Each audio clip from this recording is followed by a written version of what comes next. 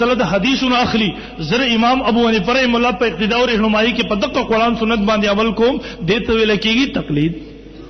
تاسو یو مثال واخلئ جی، سحر منظم کړه دی جی، سحر منظم کړه دی، بیګا منظم کړه دی، په جمع سرم کړه دی کنه. جمعتون الحمدللہ موجود دی. امام سو کسانی جی، امام سو کسانی شک هم نشته کنه یار، جواب راکوي.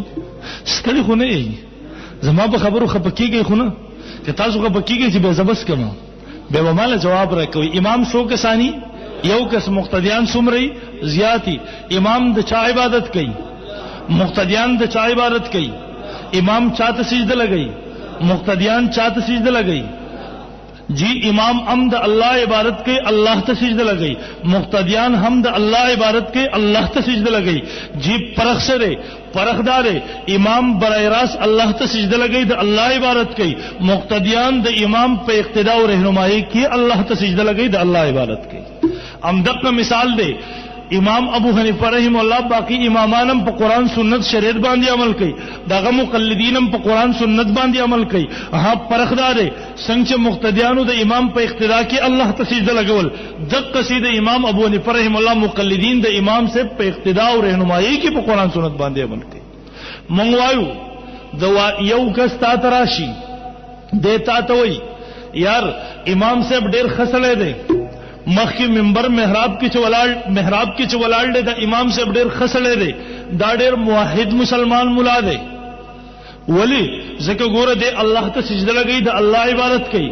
شاته چې کوم مقتدیان ولاړ دي دا مشرکان دي، دا بدعتیان دي، دا گمراهان دي. جی ولی گمراهان مشرکان دي؟ دی وی ګوره امام الله عبادت کوي، الله ته سجده لګي. مقتدیان د امام عبادت کوي، امام ته سجده لګي. دی سوي مقتدیان د امام عبادت کوي، امام ته.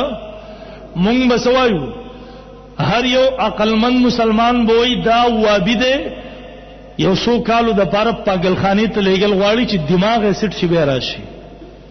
یو سو کالو د پاره چرته لېګل غواړي، پاگلخانی ته لېګل غواړي چې د مازغه سټ شي بیا راشي. ځکه مونږ وایو امام هم د الله عبادت کوي، دی وی امام خو سجده الله ته لګي، مقتدیان سجده امام ته لګي. مونږ وایو نه خبره دې نه ده، مقتدیان ام سجده الله ته لګي، خو امام په اقتدا او رهنمایي کې الله ته سجده لګي. دغه سي مثال د وابی دی.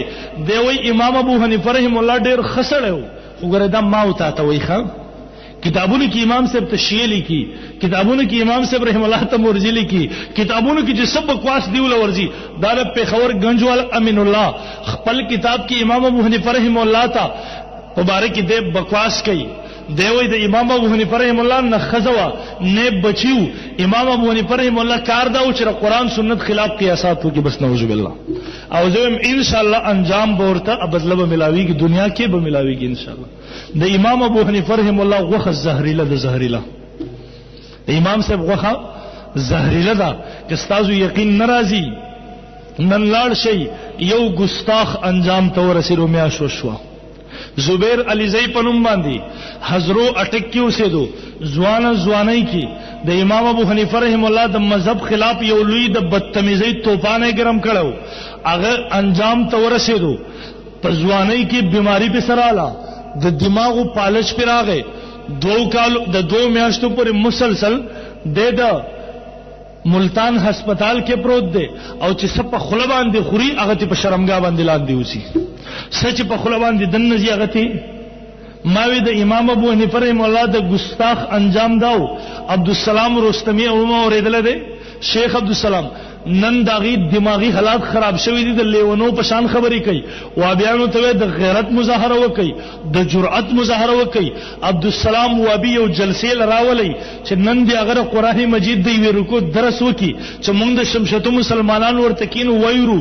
زه پوره په چیلنج سره ویم وابی د زهرو ګلاس کې شي، خو ان شاء الله تاسو ته عبدالسلام نشي خو دی ځکه که تاسو عبدالسلام مشاهده نن وکړه تاسو به په خپله توبه وباسئ چې کم سړي د امام ابو حنیفه رحمه الله په مذهب باندې یو وخت هغه چې د امام ابو حنیفه مذهب دفاعي کوله ناسو قرآن بیانو، یو وخت هغه چې د امام ابو حنیفه رحمه الله ګستاخي نه وکړي د احادیثو درس ته ناسو، بل وخت هغه راغی چې دنیا لیونی کو د مات سپي په شانتې روان شو، د امام ابو حنیفه رحمه الله خلاف بکواس شروع کو، پیسې ورته رااله، هغه دور هم راغی، یو وخت هغه قرآن ته ناسو، بل وخت هغه د مازغې خراب شو د لیونو په شان خبرې کوي، نه وابیان دنیا ته نه ښیي.